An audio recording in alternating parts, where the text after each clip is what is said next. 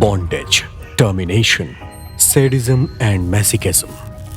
एक आदमी के कंट्रोल की जरूरत और दूसर के सरेंडर के। Welcome to the world of BDSM। जिस्म के धवेला हूँ मैं। हम तहार डोमिनेंट और तू हमार submission.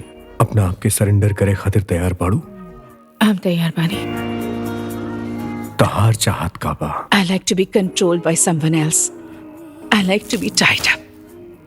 I want someone to hurt me.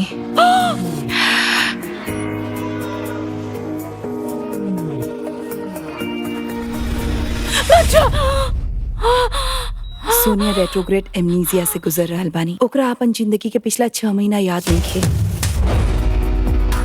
वो हमार पत्नी है। अगर ओकरा के कुछ भइल रहे तो हमरा के जरूर पता। और पति होगला के नाते ओकर सीक्रेट तोहरा के खोजे चाहिए। I wanted to share the experience of my life with you, and so the only choice I have is to make a blog. Please touch me.